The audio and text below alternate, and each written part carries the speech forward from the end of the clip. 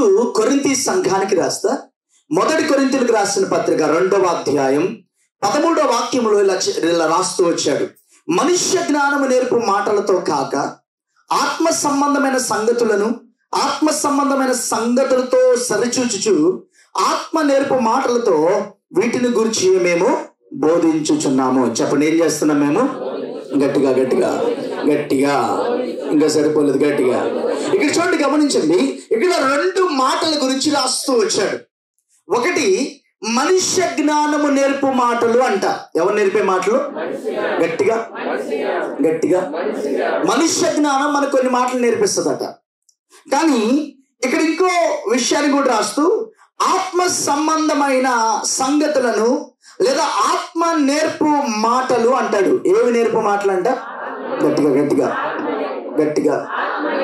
అక్కడ మనిషి జ్ఞానంతో మనం మాట్లాడచ్చంట. ఏ జ్ఞానంతో? గట్టిగా గట్టిగా. కొంతమంది ఏం మాట్లాడతారో వాళ్ళకి అర్థం కాదు కదా, కానీ వాళ్ళు చాలా తెలివిగల వాళ్ళు అనుకుంటారు. అసలు వాళ్ళు మాట్లాడుతారు మనకి అర్థం అవుతుంది. వీళ్ళకి అంటే మన భాషలో బుర్ర బుద్ధి ఉందా అంటాం, అంతేనా? ఏం మాట్లాడుతున్నారు? మనుష్య జ్ఞానముతో మాట్లాడే కొన్ని మాటలు ఉంటాయి, కానీ దేవుడు తన ఆత్మతో మనకి నేర్పించే కొన్ని మాటలు ఉంటాయి. దేవుడు తన ఆత్మతో గట్టిగా గట్టిగా గట్టిగా సరిపోలేదు, ఇంకా గట్టిగా నేర్పించే మాటలు గట్టిగా గట్టిగా ఉంటాయి. ఇక్కడ చూడండి, మనము ప్రతిరోజు ప్రతి క్షణం దేవుని మందిరానికి వస్తున్నాం. మనం వాక్యాన్ని నేర్చుకుంటున్నాం. మనం వాక్యానుసారంగా మనం మాట్లాడుతున్నామా? వాక్యానుసారంగా మాట్లాడుతున్నామా? మనిషి జ్ఞానముతో మాట్లాడుతున్నామా? మనకున్నటువంటి జ్ఞానముతో మాట్లాడుతున్నామా? వాక్య సంబంధంగా మనం మాట్లాడుతున్నామని ప్రతి దేవుని బిడ్డ మళ్ళీ మనం సరి చేసుకొని చూసుకోవాలి. వయసులో చెప్పండి గట్టిగా గట్టిగా గట్టిగా. చూడండి, మన జ్ఞానముతో మాట్లాడితే దేవుడు ఎప్పుడు మహిమ పొందడు. దేవుడు మహిమ పొందాడా? గట్టిగా. అందరు ఇక్కడికి వచ్చేస్తారా? అందరు ఇక్కడికి వచ్చేసాను. కోయంబత్తూరు తెలుగు చర్చిలోకి వచ్చేసాను అందరూ. మన జ్ఞానంతో మాట్లాడితే దేవుని మహిమ రాదు. మనం వాక్యాన్ని గ్రహించి, వాక్యం మనకి ఏ నేర్పిస్తుంది, వాక్యం మనల్ని ఎలా మాట్లాడమని చెప్తుంది, మనల్ని ఎలాగా జ్ఞానంతో నడవమని చెప్తుందో అలాగ మనం జ్ఞానంతో ఆత్మ సంబంధంగా మాట్లాడినప్పుడు దేవుడు మహిమపరచబడతాడు. Praise the lord. చూడండి, దానియేలు తనను ప్రార్థన చేయమని దానియేలు ప్రార్థన చేస్తే సింహపోన్లో వేస్తాం అంటే దానియేలు ఏం చేశాడు తెలుసా? ఇదిగో అయ్యా, మనుష్య జ్ఞానంతో అయ్యా ఇక నేను ఇక ప్రార్థన చేయలేదు. రాజే చెప్పాక ఇంకేం చేస్తాం?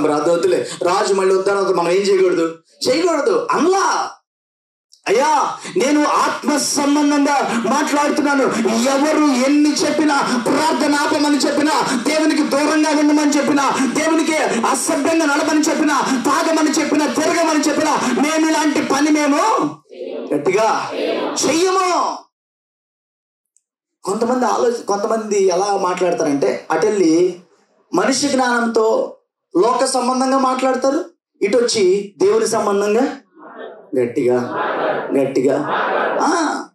అటెళ్ళి దాన్ని అంటే మన భాషలో చెప్పాలంటే అటెళ్ళి వాళ్ళ గొడుగు పడతారు, ఇటు వచ్చి గట్టిగా.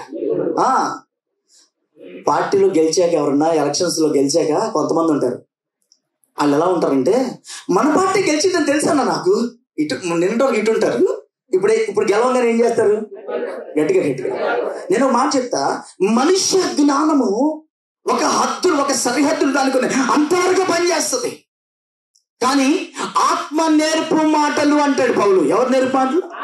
గట్టిగా గట్టిగా చెప్పండి గట్టిగా. ఆత్మ నేర్పు మాటలు. ఈరోజు నుంచి మీరు ప్రార్థన చేసుకున్నప్పుడు, దేవా నేను ఎలా మాట్లాడాలో పరిశుద్ధాత్ముడా నాకు నేర్పించు, నాకేం చేయి గట్టిగా గట్టిగా. ఆత్మ నేర్పు మాటలు కూడా మనం ఏం చేయాలి? నేర్చుకోవాలి. ఈరోజు ప్రార్థనకి ఎంతమంది వచ్చారంటే అందరూ వచ్చామంటాం, కానీ దాంట్లో టైంకి వచ్చిన వాళ్ళు ఉంటారు. గట్టిగా గట్టిగా. ఎందుకు ఈరోజు లేట్ అయిందంటే నేను వచ్చానా లేదా? అడిగే క్వశ్చన్ ఏంటంటే, నువ్వు టైంకి ఎందుకు రాలేదు అని అడిగావు. ఏంటి? గట్టిగా గట్టిగా. కానీ వాళ్ళు ఇచ్చే ఆన్సర్ ఎలా ఉంటుంది తెలుసా? నేను వచ్చాను చర్చికి, హలో ఏంటి, హలో నేను అడిగిన క్వశ్చన్ ఏంటి? గట్టిగా గట్టిగా గట్టిగా. దానికి ఏం చెప్పాలి? టైంకి వస్తే వచ్చానని చెప్పాలి, రాకపోతే. కానీ నేను వచ్చానుగా చర్చికి. చూడండి, మనుష్య జ్ఞానము, వాళ్ళు దేవుని మహిమనివ్వలేరు మనుష్య జ్ఞానం. అందుకనే పౌలు సంఘానికి నేర్పిస్తున్నాడు, మనుష్య జ్ఞానము కాదు నీకు కావాల్సింది, ఆత్మ నేర్పు జ్ఞానము. హల్లెలూయా. మనుష్యుని జ్ఞానంతో మాట్లాడే మాటలు కాదు, ఆత్మ సంబంధమైన మాటలు నీ నోటి నుంచి రావాలని దేవుడు తన సంఘానికి పౌలు ద్వారా రాస్తున్నాడు. ఇక్కడ చూడండి, గమనించండి. ఇక్కడ ఎప్పుడు మనం ఏదో ఒక సాకు దేవుని విషయంలో చెప్పేటట్టుగా కాదు మనం ఉండాల్సిందే. ఏదో ఒక సాకు మన హృదయంతో మనమే చెప్పుకునేటట్టు కాదు ఉండాల్సింది. మనం ఆత్మ సంబంధంగా మాట్లాడుతున్నామా, లేకపోతే మనుష్యుని జ్ఞానంతో మనం మాట్లాడుతున్నామా, మన జ్ఞానంతో మాట్లాడుతున్నామా, దేవుని జ్ఞానంతో మాట్లాడుతున్నామా, మన మాటలు మాట్లాడుతున్నామా, దేవుని మాటలు మాట్లాడుతున్నామని మనం పరీక్షించి చూసుకోవాలి. ప్రతిదానికి ఏదో సాగు చెప్పి జారిపోవడం, ఏదో సాగు చెప్పేసి వెళ్ళిపోవడం, ఏదో సాగు చెప్పి జీవితాన్ని కొనసాగిద్దామంటే, నేను అమ్మా చెప్పిన, నీ జ్ఞానం ఒక టైం వరకే పనిచేస్తుంది, నీ మాటలు ఒక టైం వరకే పనిచేస్తుంది. కానీ నీ జీవితంలో దేవుడు పెట్టిన గురి చాలా గొప్పది. హల్లెలూయా. నీ జీవితంలో దేవుడు పెట్టిన స్థానం చాలా గొప్పది. నీ జీవితంలో దేవుడు పెట్టిన ఆశీర్వాదాలు చాలా గొప్పవి. నీ జీవితంలో దేవుడిని తీసుకెళ్లాలనుకున్నవి చాలా గొప్పవి. అక్కడికి నువ్వు రీచ్ అవ్వాలంటే, అక్కడికి నువ్వు వెళ్ళాలంటే, ఆ స్థాయికి నువ్వు వెళ్ళాలంటే నీ జ్ఞానము సరిపోదు, నీ మాటలు పనిచేయవు. ఎవరి మాటలు రావాలో తెలుసా? ఆత్మ నేర్పించు మాటలు. ఎవరు నేర్పించు మాటలు? గట్టిగా గట్టిగా గట్టిగా. ఎవరు నేర్పించు మాటలు? ఆత్మ నేర్పించు, పరిశుద్ధాత్మ దేవుడు నేర్పించు మాటలు. ఏం చేయాలట? చేయాలి. జీవితం కూడా చూడండి, ఎవరి కాళ్ళు అసలు గురి లేకుండా గమ్యం లేకుండా వెళ్ళిపోతూ ఉంటారు. ఎగ్జాంపుల్ మీకు అర్థమయ్యే భాషలో చెప్తాను. 21 రోజు ప్రార్థన జరిగిన ఒక్కరోజు కూడా ప్రార్థనలో కూర్చున్న వాళ్ళు ఇక్కడ ఉన్నారు. ఒక్కరోజు కూడా ఉదయం నుంచి రాత్రి వరకు కూర్చున్న వాళ్ళు ఉన్నారు. ఇప్పుడు వాళ్ళని అడిగామనుకోండి, ప్రార్థన మీకోసం కాదా, దేవుడు సంఘం అంటే మీకోసం కాదా ప్రార్థన కేటాయించి నిర్ణయించిందంటే ఏదో ఒక మాట చెప్తారు. ఏదో ఒక చెప్తారో చెప్పరా? ఇంకా తెలివి ఎలా చెప్తారు చెప్పనా? ఏంటమ్మా రాలేదంటే, రాలేదయ్యా. ఏంటి? ఏంటమ్మా ప్రార్థనకి రాలేదు, ఉపవాస ప్రార్థనలకి అంటే ఎందుకో చెప్పాలి, అంతేనా? హలో, కాలు ఇరిగిపోయింది, చెయ్యి ఇరిగిపోయిందో, తల పగిలిపోయింది, పేక్ కోసేసారు, ఏదో చెప్పాలా? అంతేనా? ఈ మాటలు మాట్లాడితే మీకు ఎంత చిరాకు వస్తుందో, పేక్ కోసేయడం ఏంటి అని మీకు ఎలా డౌట్ వస్తుందో, మీరు చెప్పే సాకులు కూడా దేవునికి అలాగే ఉంటాయి. హలో, అంతేనా? ఏదో ఒకటి చెప్తావు, అక్కడ నీ జ్ఞానం, నీ మాటలు వాడేసావు, అయిపోయింది, అక్కడ అయిపోయింది నువ్వు అనుకుంటున్నావు. దేవుడు ప్రతిదీ రాసి పెట్టుకుంటున్నాడు. పెళ్ళికి వెళ్ళడానికి సాకులు ఉండవు, వాటికి సాకులు ఉండవు, దానికి ఖర్చు పెట్టడానికి సాకులు ఉండవు, ఫంక్షన్కి వెళ్ళడానికి సాకులు ఉండవు. ప్రార్థన చేయడానికి మాత్రం మనిషిని నోటి నుంచి వచ్చే మాటలు తెగవాడేస్తా ఉంటాం మనం. మనుష్యుని మాటలు కాదు. నేను మాట చెప్పినా, నీ జ్ఞానం వాడి నీ మాటలు మాట్లాడినంత వరకు నీ జీవితం అలాగే ఉంటుంది. ఆత్మ నేర్పించు మాటలు అని చెప్తాడు పౌలు. పరిశుద్ధాత్మ దేవుడు ఏం చెప్తున్నాడు నీకు చేయమని, ఏ మాటలు నీకు నేర్పిస్తున్నాడు, వాక్యము ద్వారా ఏం తెలియజేస్తున్నాడు, దాని దగ్గరికి నువ్వు ఎప్పుడైతే వస్తావో, ఆ జ్ఞానం ఎప్పుడైతే మాట్లాడతావో, ఆ మాటలు ఎప్పుడైతే హృదయంలో తీసుకుంటావో, అప్పుడే దేవుడు సంపూర్ణ మహిమపరచబడతాడు, నీ కుటుంబానికి విడుదల జరుగుతుంది. ఏదో మాట ఎందుకు రాలేదు ప్రార్థన కంటే రాలేదు ఏంటి? రేపు మీ ఇంట్లో కూడా భర్తలు ఎప్పుడన్నా మీరు లేట్గా వస్తే ఎందుకు లేట్గా వచ్చి అంటే లేట్ అయింది అనాలి, అంతేనా? అనాలా? అనకూడదా? అనాలా? సరే, ఒకవేళ భార్య లేట్గా వచ్చింది, భర్త అడుగుతాడు, భర్త ఎందుకు లేట్ అయిందంటే లేట్ అయిందిలే చెప్పి చూడండి, ఒకసారి అని చూడండి. అలాగే ఇంట్లో 3వ ప్రపంచ యుద్ధం అక్కడే స్టార్ట్ అయింది, అంతేనా? 2 ప్రపంచ యుద్ధాలు జరిగినాయి, 3వది అక్కడ జరిగింది. మనం మనిషి జ్ఞానంతో దేవునికి సమాధానం చెప్పాలని చూడొద్దు, మనిషి జ్ఞానంతో మాట్లాడేసేయాలని చూడొద్దు. మన మాటల్లో ఆత్మ సంబంధంగా మన మాటలు రావాలి. Praise the Lord. ఏమండి, పరిశుద్ధాత్మ దేవుని కంట్రోల్లోకి ఎప్పుడైతే, హలో వాక్యం ఉందమ్మా, పరిశుద్ధాత్మ దేవుని కంట్రోల్లోకి ఎప్పుడైతే వస్తామో, దేవుడు మనల్ని ఎప్పుడైతే నడిపించడం స్టార్ట్ చేస్తాడో, మన మీద తొందరపడి మాట్లాడుతున్నా కూడా దేవుడు అంటాడు, వద్దు నువ్వు మాట్లాడు మాకు ఈ మాట. కొన్ని మాటలు దేవుడే లోపల ఉండి మాట్లాడిస్తూ ఉంటాడు. దేవుడే లోపల ఉండి గట్టిగా గట్టిగా గట్టిగా గట్టిగా దేవుడే లోపల ఉండి మాట్లాడిస్తాడు. చూడండి, ఆత్మ నేర్పు మాటలు మనుష్యుని జ్ఞానంతో వచ్చే మాటలు. ఈరోజు మన జీవితంలో మన జ్ఞానంతో మాట్లాడుతున్నామా, వాక్యానుసారంగా పరిశుద్ధాత్మ దేవుడు నడిపించిన మాటలు మాట్లాడుతున్నామా? ఒకసారి మనం పరిశీలన చేసుకుందాం. ఇప్పుడు ఒక మాట నేను వాక్యం చదివిస్తాను. చూడండి, 1 కొరింథీయులకు రాసిన పత్రిక 2వ అధ్యాయం 11వ వాక్యం చదవండి ఎవరన్నా. ఒక మనుష్యుని సంగతులు అతనిలో ఉన్న మనుష్య ఆత్మకే గాని మనుషులలో మరి ఎవరికి తెలియను. అలాగే దేవుని సంగతులు దేవుని ఆత్మకే గాని ఎవరికి తెలియవు. చూడండి, ఇప్పుడు పౌలు ఒక మాట అంటాడు, మీ లోపల ఏం మాటలు ఉన్నాయో పక్కన వాళ్ళకి గట్టిగా గట్టిగా గట్టిగా గట్టిగా. కొంతమంది లోపల బూతులు అలా ఉండిపోయినాయి. కొంతమంది లోపల దేవుని పరిశుద్ధమైన మాటలు అలా ఉండిపోయాయి. లోపల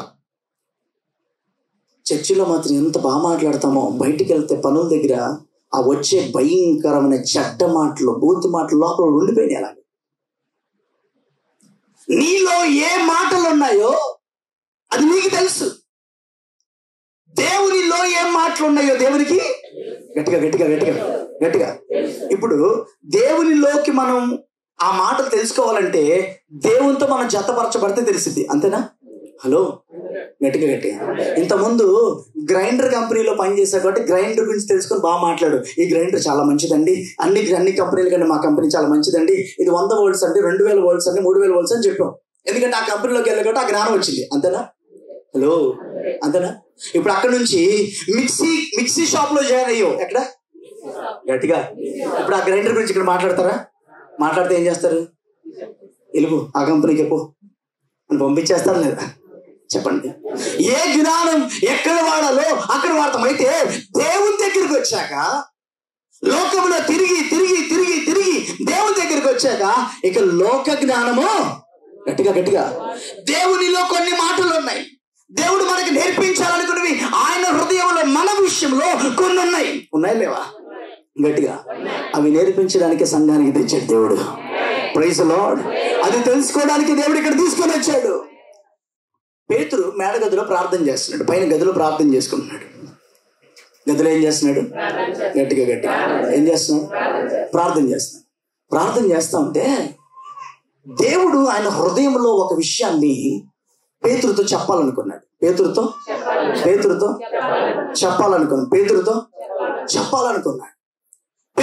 చెప్పాలనుకుంటే ఇప్పుడు దేవుని మనసులోది పేతురు తెలుసుకోవాలంటే ఆయన అటు ఇటు తిరిగితే తెలిసిందా? గట్టిగా గట్టిగా. హలో, తెలియదు. పేతుర్ని ప్రేరేపించాడు దేవుడు. పేతుర్ని ప్రేరేపించి నేను నీతో కొన్ని మాటలు మాట్లాడదాం అనుకుంటున్నా, నువ్వు పైన ప్రార్థనా గదిలోకి రా అన్నాడు. అనగానే పేతురు అక్కడ అప్పటికి వంట లేట్ అయింది, ఆయనకు ఆకలేస్తుంది, వంట లేట్ అయింది కదా, కొంచెం ప్రార్థన చేసుకుందామని పైకి వెళ్ళాడు. పైకి వెళ్ళి ఎప్పుడైతే ఆయన మోకాళ్ళు వేసి ప్రార్థన చేస్తున్నాడో దేవుని హృదయంలో ఆయనలో ఉన్న మాటలు ఒక్కొక్కటి పేతురుకి అర్థమవుతా ఉన్నాయి. హల్లెలూయా, హల్లెలూయా. నేను ఒక మాట చెప్పనా, దేవుడు మీ విషయంలో ఉంచిన ప్రణాళికలు, దేవుడు మీతో ఏం మాట్లాడాలనుకున్నాడో అవి మీతో చెప్పాలంటే మీరు మోకాళ్ళు వేసి ఆయన సన్నిధిలో కూర్చోవాలి. హల్లెలూయా. నాకు టైం లేదు, నేను బిజీగా ఉన్నాను అని నీ జ్ఞానంతో నీకు నువ్వే సాకులు చెప్పుకొని, నీ మనస్సాక్షి నువ్వే సాకులు చెప్పుకొని నీకు నువ్వే దాటి వెళ్ళిపోతుంటే దేవుని హృదయంలో నీ విషయంలో ఏం ప్రణాళికలు కలిగి ఉన్నాడో ఎప్పటికి కూడా నువ్వు తెలుసుకోలేవు. ఏమండి, కూర్చొని ప్రార్థన చేసిన దేవుడు మాట్లాడుతూ ఉన్నారు, దర్శనం ఇచ్చాడు, మాట్లాడుతున్నాడు దేవుడు. పేతురుకి అర్థమైపోయింది. ఏమని తెలుసా? లెగిసి అన్ని జనుల మధ్యలోకి వెళ్ళు. అప్పుడు యూదులు, కొర్నేలి వాళ్ళు, వీళ్ళు అన్ని జనులు, కొర్నేలి వాళ్ళు, వీళ్ళు యూదులు, యూదులు అక్కడికి వెళ్ళరు, వాళ్ళు ఇక్కడికి రారు. కానీ పేతురు దేవుడు చెప్పిన మాటను బట్టి లేచి అక్కడికి వెళ్ళిపోయాడు, అన్ని జనుల మధ్యలోకి. గట్టిగా ఏం చేశాడు? వెళ్ళిపోయాడు. అన్ని జనుల మధ్యలోకి ఎప్పుడైతే వెళ్ళిపోయాడో వెళ్ళడంతో కొర్నేలి అక్కడ చాలా మంది అంట ప్రార్థన చేస్తా ఉన్నారట. అన్ని జనులు ప్రార్థన చేస్తున్నారండి. అన్ని జనులు కూడా దేవుడు కార్యం చేస్తాడా? అన్ని జనులతో దేవుడు ఉంటాడా? ఏంటి ఎంత ప్రార్థన ఇక్కడ జరుగుతుందా? ఏంటి ఎంత అభిషేకంతో కూడిన ఆరాధన ఇక్కడ జరుగుతుందా? ఎంత గొప్ప కార్యం ఇక్కడ జరుగుతుందని లోపలికి అడుగు పెట్టిన వెంటనే కొర్నేలి వచ్చి పేతురు పాదాల మీద పడంగానే అన్నాడు, అయ్యా నేను దేవుణ్ణి కాదు, నా కాళ్ళ మీద పడమాకండి. లోపలికి వెళ్ళాడండి. చేతులు ఇలా ఉంచిన వెంటనే అందరూ పరిశుద్ధాత్మను పొందుకున్నారట. హల్లెలూయా, హల్లెలూయా. మనుష్య జ్ఞానంతో మాట్లాడడానికి ట్రై చేయొద్దు. మనుష్య జ్ఞానం, నాకు చాలా జ్ఞానం ఉంది, నేను చేసేది కరెక్ట్, నా తెలివితేటలో. దేవునిలోకి వచ్చాక కూడా మనుష్య జ్ఞానం వాడతా చూడండి, వాళ్ళు బాగా దెబ్బతింటారు. ఇప్పుడు నేను చెప్తుంది అర్థమవుతుందే లేదో నాకు తెలియట్లా. దేవునిలోకి వచ్చాక మనుష్య జ్ఞానం వాడారనుకోండి, లోక సంబంధమైన జ్ఞానం, లోక సంబంధమైన మాటలు వాడిన వాళ్ళు చాలా జీవితంలో దెబ్బలు తింటారు వాళ్ళు. ఎందుకంటే ఇటు దేవుని చిత్తం చేయరు, అటు సాతానాలు నడిపిస్తుందో ఆ నడిపింపు, ఆ మాటలు వస్తూ ఉంటాయి నోటి. అందుకే నేను పౌలు సంఘానికి చాలా స్పష్టంగా చెప్తున్నా ఒక మాట. ఏమన్నాడు చూడండి, ఒక మనుష్యుని సంగతులు అతనిలో ఉన్న మనుష్యాత్మకే గాని మనుష్యుల్లో మరి ఎవరికి తెలియదు. అలాగే దేవుని సంగతులు ఆత్మకే గాని మరి ఎవరికి తెలియదు. దేవుడు చెప్పాలనుకున్న మాటలు ఆయన హృదయంలో ఉంటాయి. అది తెలుసుకోవడానికి ఎప్పుడు మనం ఇష్టపడాలి. గట్టిగా ఆదివారం చర్చికి వచ్చేసి బద్ధకంగా కూర్చొని స్తోత్రం చెప్పి ఆమెన్ చెప్పేసి వెళ్ళిపోతే దేవుని మాటలు అర్థం కావు మనకి. ఆయన హృదయంలో ఏది ఉందో అది తెలుసుకోవాలి. Praise the Lord, praise the Lord. ఏమంటే పేతురు చేపలు పట్టుకుంటే వెళ్ళిపోయేవాడు కదా, తన జీవితం అలా ముగిచ్చేసి ఉంటే అయిపోయేది లేదా. కానీ దేవుడు పిలిచిన వెంటనే వలలు విడిచిపెట్టి ఏం చేశాడంట, యేసుక్రీస్తుని గట్టిగా యేసుక్రీస్తుని ఏం చేశాడంట, వెంబడించాడంట. యేసుక్రీస్తుని వెంబడించిన వాడు ఎలా వెంబడించాడు తెలుసా? చివరికి తనని యేసుక్రీస్తులాగా సిలివేస్తుంటే అన్నాడంట, నన్ను యేసుక్రీస్తులాగా ఏం చేయమాకండి, సిలివేయమాకండి, నన్ను తలకిందులుగా సిలివేయండి. Praise the lord. ఎక్కడ నుంచి ఎక్కడ చేపలు పడుతున్న వ్యక్తి అండి, ఎక్కడ యేసుక్రీస్తులాగా సిలువ మోసే స్థానం, సిలువ మీదకి ఎక్కే కృప వచ్చిందంటే ఎంత గొప్ప కృప అది. మనుష్య జ్ఞానంతో అయ్యా చేపలు పట్టేటప్పుడు వలలు విడిచిపెట్టి వచ్చేటప్పుడు, అయ్యా నా కుటుంబం ఉన్నారు, నాకు గట్టిగా చెప్పండి, కుటుంబం ఉన్నారు, తల్లి ఉంది, తండ్రి ఉన్నాడు, వాళ్ళని పోషించాలి, మా వల్ల కాదులే తర్వాత ఇప్పుడు నా వల్ల కాదు, ఇంకెవరన్నా సెలెక్ట్ చేసుకో. నేను అనుకుంటున్నాను చాలా మంది అలాంటి కృప కోల్పోతున్నారు ఇక్కడ. దేవుడు ఏ పిలుపుతో పిలిచాడో, ఏ ఉద్దేశంతో ఏర్పాటు చేసుకున్నాడు, దాని కోసం కొన్ని విడిచిపెట్టడానికి ఇష్టపడక మనుష్య జ్ఞానంతో మాట్లాడి ఆ పనులన్నీ జరిగించేసుకుంటున్నారు. వాళ్ళ పనులు వాళ్ళు చేసేసుకుంటున్నారు. నేను మాట చెప్తా, దేవుని చిత్తం మన జీవితం జరగంటే కొన్ని విడిచిపెట్టాలి, కొన్ని వదిలేసుకోవాలి, కొన్ని ఇంకొక మాట చెప్తాను, ఒక్కసారి స్తోత్రం చెప్పాలి, కొన్ని చంపేసుకోవాలి. కొన్ని ఏం చేయాలి, గట్టిగా సినిమాలు చంపేసుకోవాలి, తాగుడు చంపేసుకోవాలి, అక్కర్లేని మాటలు చంపేసుకోవాలి, ఆళ్ళ మీద వేసి నిందలు చంపేసుకోవాలి, ఆళ్ళ గురించి అన్యాయంగా మాట్లాడేవి ఏం చేయాలి, చేయాలి, త్యాగం చేయాలి దేవుని కోసం. ఈ రోజుల్లో భక్తి చేస్తున్నారంట కానీ దేవుని కోసం త్యాగం చేయట్లేదట. హలో, భక్తి గట్టిగా ఏమంటే పేతురు కుటుంబాలు లేవా, యోహాను కుటుంబం లేదా, కనీసం పెళ్ళైనా అవ్వపోయిన అమ్మ నాన్న లేరా? కానీ యేసయ్య మీరు నన్ను వెంబడించండి అంటే అన్ని విడిచిపెట్టి అలా వెంబడించేశారండి. అన్ని విడిచిపెట్టి గట్టిగా మనుష్య జ్ఞానంతో వాళ్ళు మాట్లాడాలా. అయ్యా నా కుటుంబం ఉందయ్యా, నెలలో 2 రోజులు ఉపవాస ప్రార్థన రమ్మంటే ఎన్ని సాకులు, ఎన్ని తలనొప్పులు తెచ్చారో తెలుసా? 21 రోజులు 21 రోజు ప్రార్థన, 2 రోజులు సెలవు పెట్టమన్నా. ఎన్ని రోజులు 2 రోజులు. నువ్వు మనిషి జ్ఞానం వాడి మనిషి మాట్లాడే మాటలు చెప్పుకుంటే, సాకులు చెప్పుకుంటే వెళ్ళావు అనుకోండి, వెళ్తానే ఉంటావు అలాగా. ఆత్మ నేర్పించే కొన్ని ఉంటాయి, ఆత్మ నేర్పించే కొన్ని మాటలు ఉంటాయి, పరిశుద్ధాత్మ దేవుడు నేర్పించే మాటలు కొన్ని ఉంటాయి. అవి ఎప్పుడు వినబడతాయా, ఎప్పుడు దేవుని చిత్తం చేద్దామా, ఎప్పుడు ఆ మాటలకు లోపడదామా అని కుతూహలంతో తపనతో ఉంటే నేను చెప్పనా, అక్కడ దేవుడు నీకు జీవితంలో కార్యం చేస్తాడు. ప్రైజ్ ది లార్డ్, హల్లెలూయా. దేవుడు పూర్తిగా విడిచిపెట్టేసి వచ్చేసి అంటే ఏం చేయాలి? గట్టిగా మా ఆయన ఊరుకోడండి, మా ఆవిడ ఊరుకోదండి, మా పిల్లలు ఏమో అంటారండి. నాకు ఆశ్చర్యం ఏంటంటే, భర్తలు మందిరానికి రానోళ్ళు ఏదన్నా కొన్ని విషయాలు చెప్పి అడిగారంటే సరే ఇంటికి వెళ్తామంటే సరే అనుకోవచ్చు. భార్య చర్చికి వస్తుంది, భర్త చర్చికి వస్తాడు, బిడ్డలు చర్చికి వస్తారు, ప్రార్థనలో కూర్చోడానికి ఎన్ని సాకులు. నువ్వు మనుష్యుని మాటలు మాట్లాడుకుంటూ వెళ్ళిపోతున్నావు. జాగ్రత్త. మనుష్యుని జ్ఞానం కొంతవరకే పనిచేస్తుంది.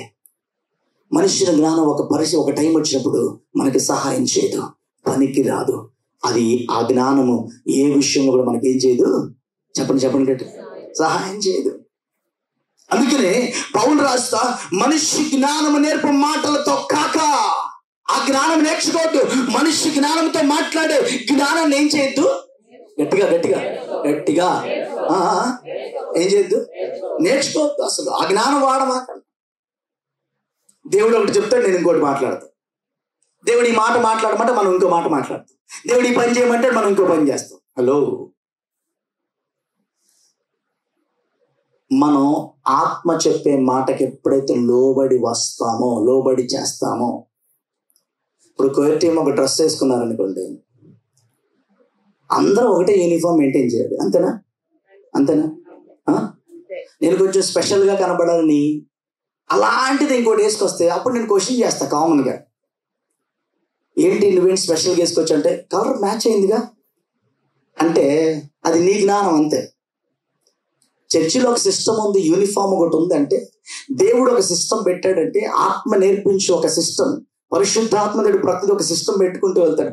దానికి నువ్వు లోబడితేనే, నీ జ్ఞానం వాడి నీ సాకులు చెప్పి, నీ మాటలు చెప్పి, నీ తెలివి నువ్వు వాడావు అనుకోండి, ఓహో సరే నీ తెలివి నువ్వు వాడుతున్నావుగా, దేవుడు కూడా అంటే నా తెలివి నేను వాడతానంటాడు.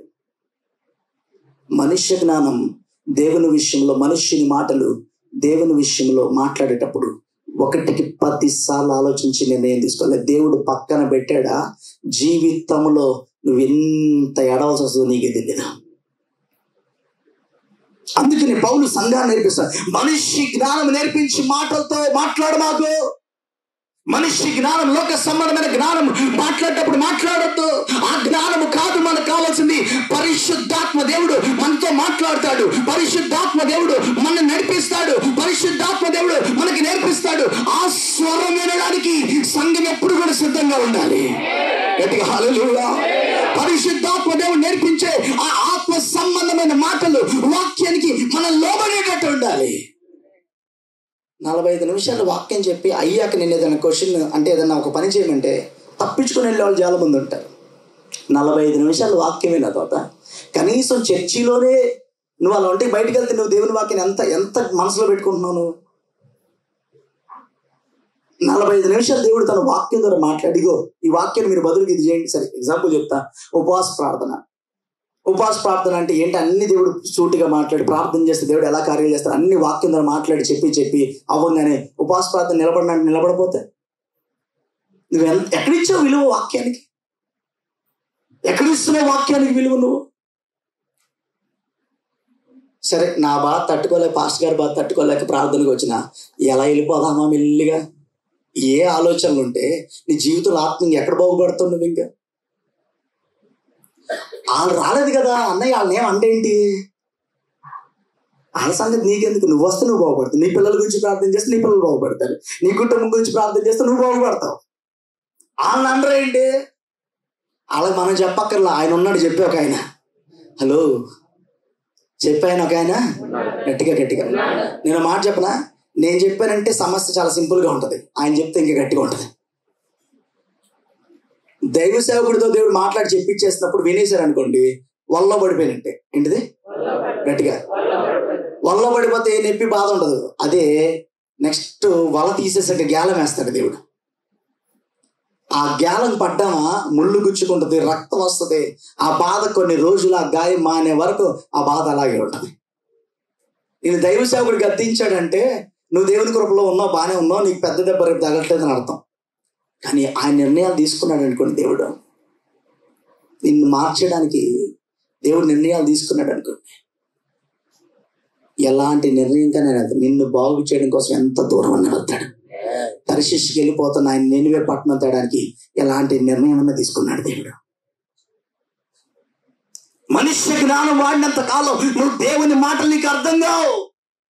మనుష్య జ్ఞానం ఉన్నంత వరకు, నీ నోటి మాటలతో మనుష్య జ్ఞానంతో మాట్లాడినంత వరకు దేవుని ఆత్మ సంబంధమైన మాటలు నీకేమవు. గట్టిగా గట్టిగా ఇక్కడేమో అమ్మో తాగకూడదు, అమ్మో తాగకూడదు. ఊరెళ్ళాక పెళ్ళనుకో, మన ఊరికి ఒక పద్ధతి ఉంది కదా, మంది వాళ్ళని తెలీదా, చర్చిలో వాళ్ళే మాట్లాడారనుకోండి ఈ మాటలు అక్కడికి వెళ్ళి పెద్దలతో కలిసి, వాళ్ళకి ఏం ఉండదు, నీకు మాత్రం అయిపోద్ది. ఎందుకంటే వాళ్ళకి సత్యం తెలియదు, వాక్యం తెలియదు వాళ్ళకి.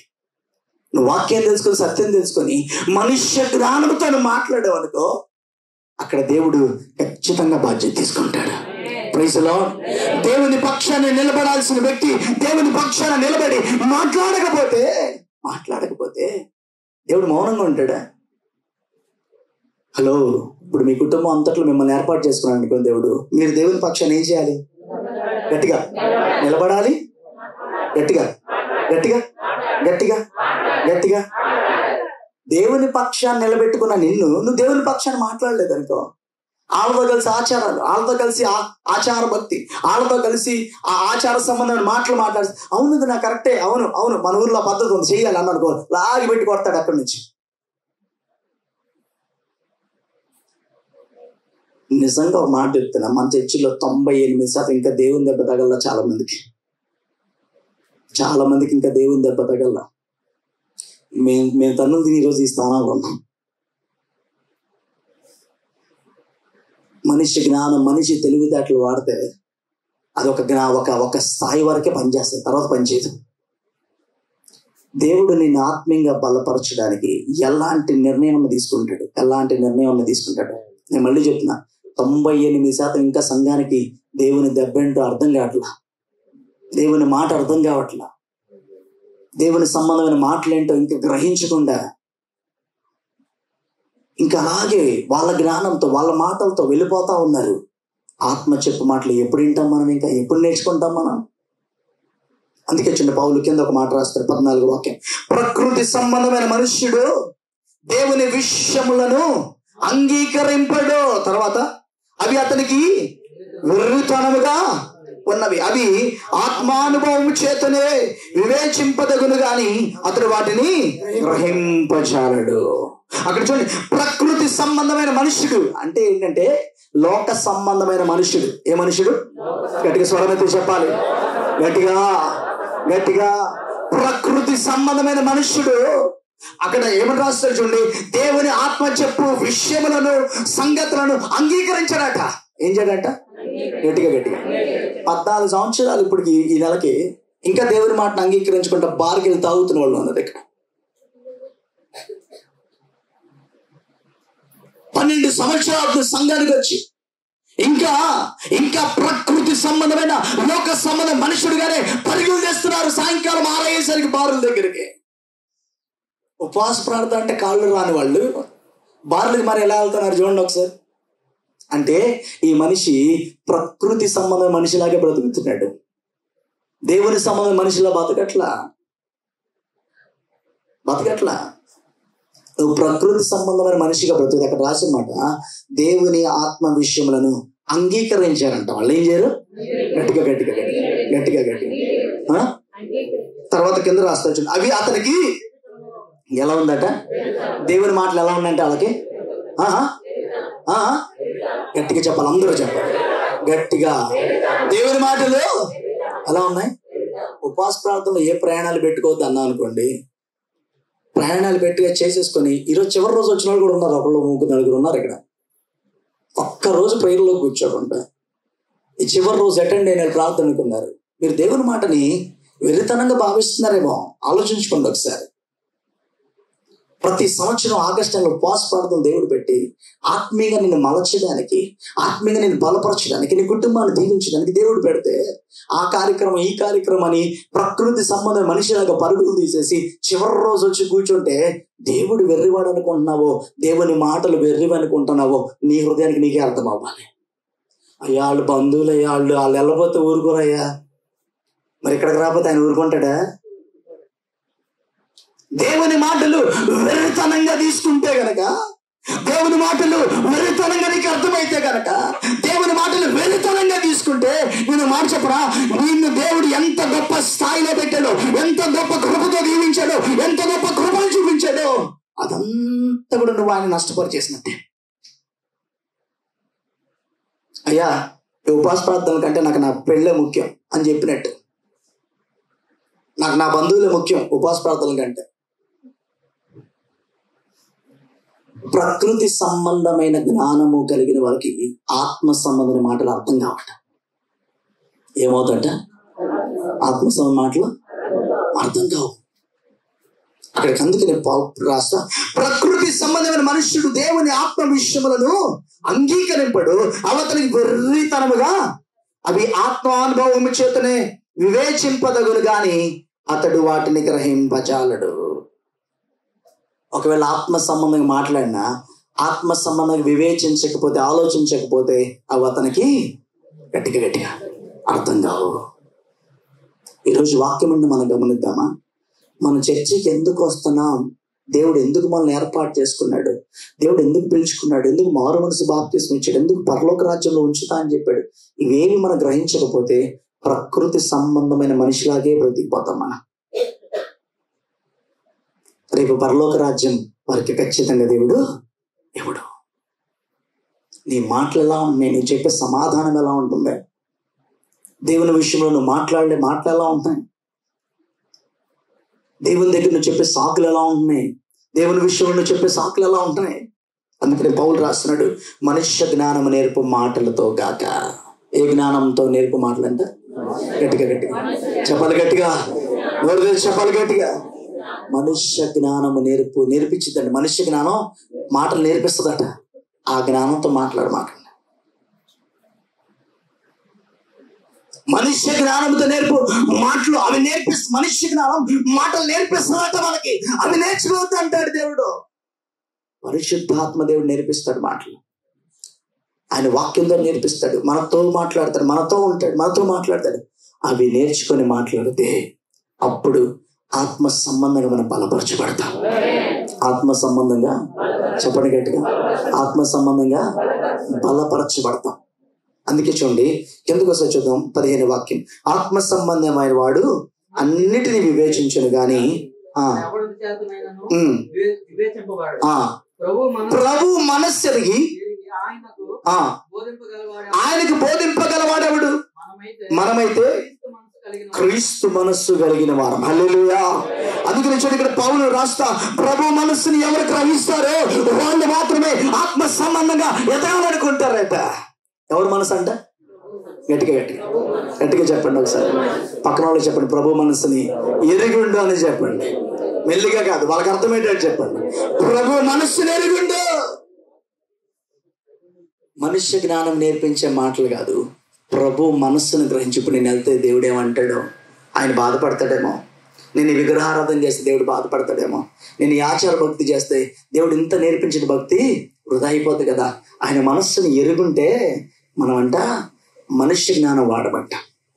మనుష్య జ్ఞానం ఏం చేయమంట? వాడమంట. మనం ఈరోజు వాక్యం మనం గమనిద్దామా? నువ్వు మనిషికి విలువిస్తున్నావా? దేవుడికి విలువిస్తున్నావా? మనుష్యులు చేసే కార్యక్రమాలకు విలువిస్తున్నావా? దేవుడు సంఘంలో నిర్ణయించిన దేవుని కార్యక్రమాలకు విలువిస్తున్నావా? మనుష్య జ్ఞానంతో మాట్లాడితే ఏమీ ఉండదండి. చివరికి ఆత్మ నేర్పించు మాట, దేవుని మనస్సులో ఉన్న మాటలు ఆయనకి మాత్రమే తెలుస్తాయి. ఆయన మాత్రమే మనం ఆయనతో పాటు ఏకీభవిస్తే ఆయన ఏం చెప్పాలనుకున్నాడో గట్టిగా చెప్తాడు.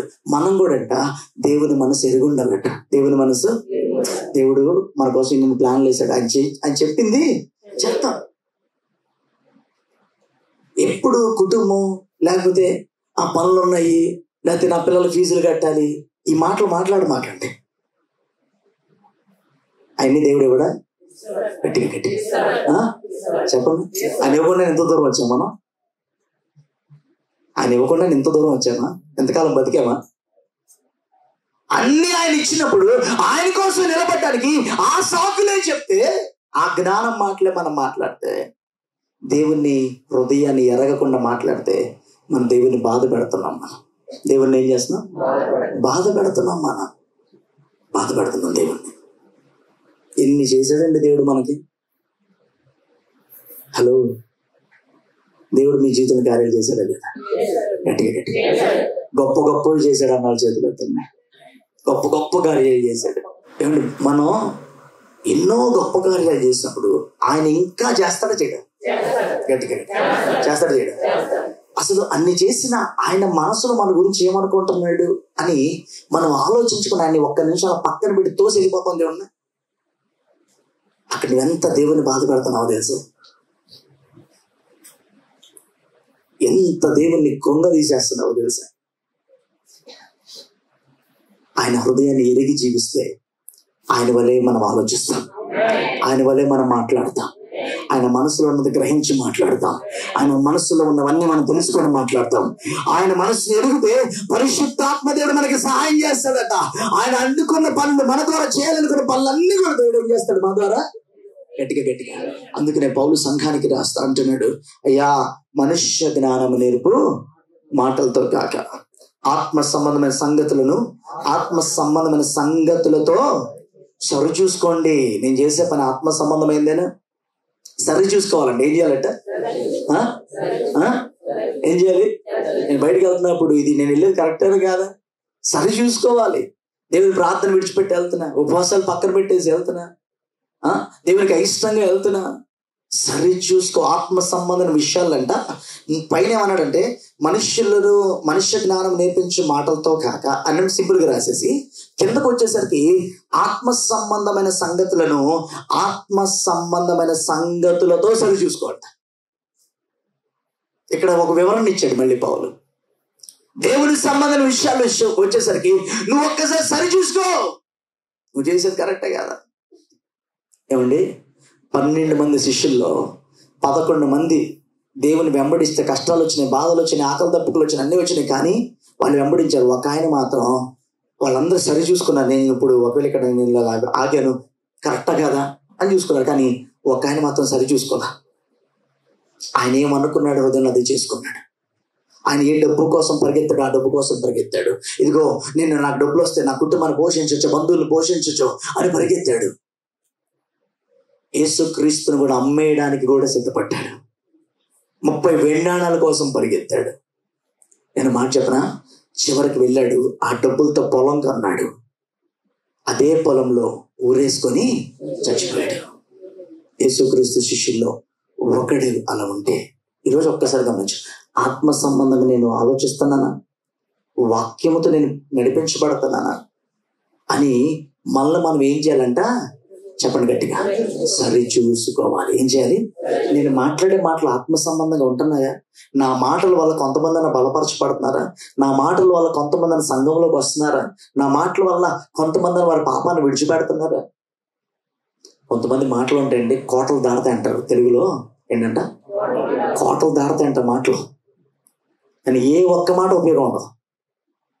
మనం మాట్లాడే ప్రతి మాట ఒక వ్యక్తిని ఆదరించాలి, ఒక వ్యక్తిని సరి చేయాలి, ఒక వ్యక్తిని పాపం నుంచి బాగు చేయాలి, ఒక వ్యక్తి క్రమముగా వెళ్ళకుండా అక్రమముగా వెళ్తున్న వ్యక్తిని క్రమపరిచేలాగా ఉండాలి మన మాటలు. Praise the Lord. ఏదైనా దేవునికి ఉపయోగకరంగా ఉండాలి.